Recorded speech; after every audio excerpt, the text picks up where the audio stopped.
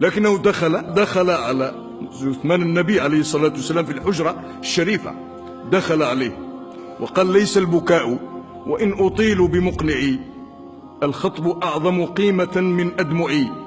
تالله ما جار الزمان ولا اعتدى بأجل من ذاك المصاب وأوجع، فقد النبي فأظلمت كل الدنا، والحزن حل بكل قلب موجع، ما زال بالقرآن فينا هاديا، يهدي الأنام بنوره المتشعشع. ثم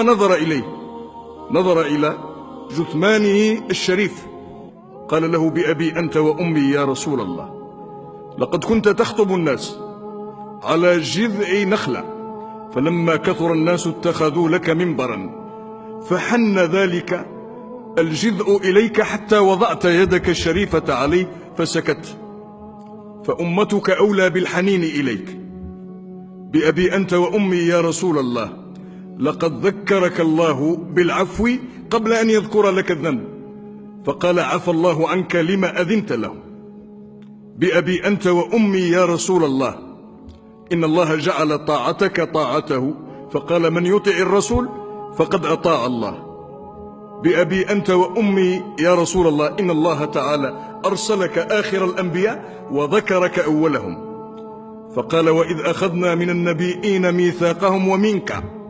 ومن نوح وإبراهيم وموسى وعيسى بن مريم، وأخذنا منهم ميثاقا غليظا. بأبي أنت وأمي يا رسول الله، إن أهل النار ليتمنون أن يكونوا اتبعوك وهم يعذبون في النار،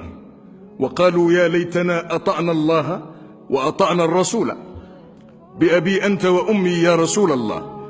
إن كان الله تعالى قد أعطى موسى أن ضرب بعصاه الحجر فانفجرت منها 12 عينا، فما ذاك بأعجب من الماء الذي نبع من بين أصابعك. بأبي أنت وأمي يا رسول الله،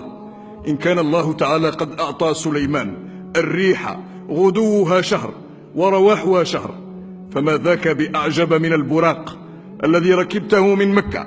وصعدت به إلى السماوات العلى، وعدت من ليلتك فصليت الفجر بالأبطح بمكة المكرمة. بأبي أنت وأمي يا رسول الله، إن كان الله تعالى قد أعطى عيسى إحياء الموتى، فما ذاك بأعجب من الشاة المسمومة التي وضعت بين يديك، ووضعتها يهودية أرادت أن تسممك، فقالت لك: لا تأكلني فإنني مسمومة. بأبي أنت وأمي يا رسول الله، لقد دعا نوح على قومه فقال: رب لا تذر على الأرض من الكافرين ديارا، وأنت قد ضربت وأخرجت وأوذيت وشج وجهك وكسرت رباعيتك، ولم تزد على أن قلت: اللهم اهد قومي فإنهم لا يعلمون، ولو دعوت علينا لهلكنا. بأبي أنت وأمي يا رسول الله،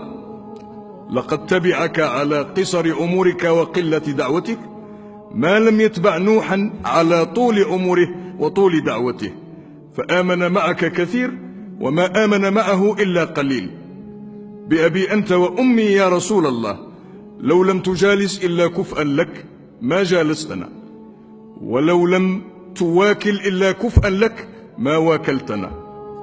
ولو لم تتزوج إلا إلى كفء لك ما تزوجت إلينا،